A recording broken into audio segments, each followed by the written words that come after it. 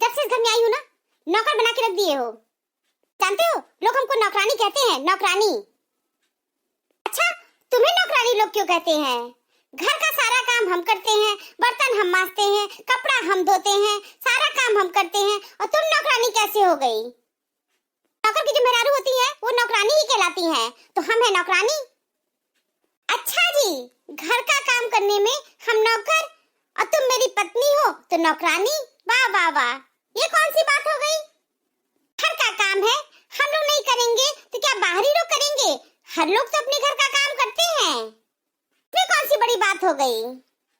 और तुम्हें पता है, पति से घर का काम नहीं करवाना चाहिए, लेकिन तुम हमसे करवा रही हो।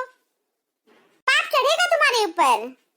हम भी ये सोच के कर रहे हैं, चलो मम्मी नहीं है, कोई बात नहीं है, तुम्हारा हेल्थ नहीं ठीक रहता है, मैं घर के काम कर लूं। तब भी तुम खुश नहीं रहती हो। खाली तुम्हारे अंदर से ये झल्लाहट कब जाएगा? हाँ समझ लो, बहुत पाप चढ़ेगा। पति से काम नहीं करवाया जाता है, जाके पूछ लो।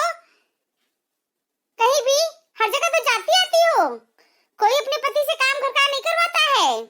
मेरी मम्मी स्वयं कभी पति से काम नहीं करवाई, पापा के एक आर्डर पे दौड़ के जाके करती थी। लेकिन अब समय बदल गया है, मैं अपने पापा की तरह नहीं बनना चाहता हूँ, सिर्फ तुम्हारी हेल्प करता हूँ। जब तक माताजी नहीं आ रही हैं, तब तक तुम काम करो घर का, उसके बाद हम सारा पाप उतार देंगे घर का काम करके। मम्मी जी आ जाएंगी तो घर का सारा काम मैं करूंगी, उनके सामने तुम घर का कोई काम मत करना।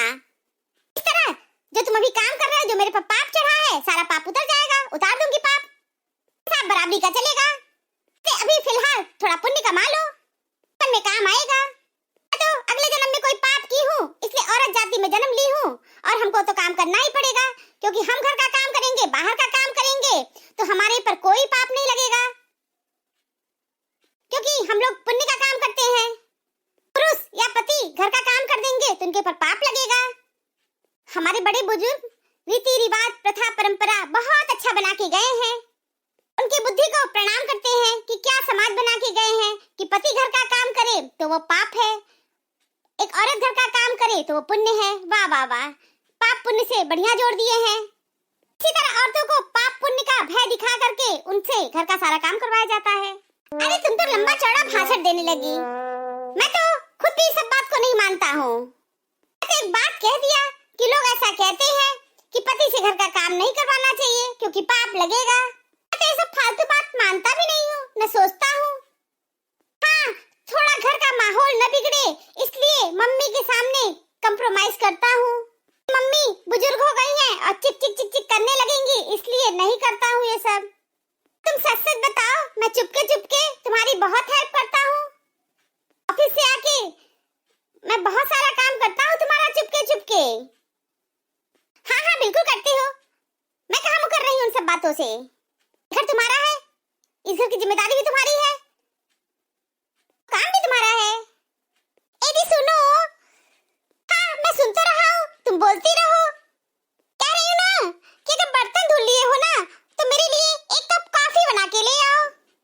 देखो मुझे गुस्सा मत दिलाओ ज्यादा, नहीं तो मैं घर में झाड़ू पोछा करके, बर्तन धो करके, कपड़ा धुल करके तुम्हारे लिए कॉफी बना के लाऊंगा। बिल्कुल मैं तुम्हारे लिए कॉफी बना के लाऊंगा। अभी जाता हूँ, गर्मा गर्म 2 कप कॉफी बना के लाऊंगा। थैंक यू पति परमेश्वर। वेलकम मेरी पत्नी जी। कॉफी कैसी बनी थी? बहुत अच्छी बनी थी।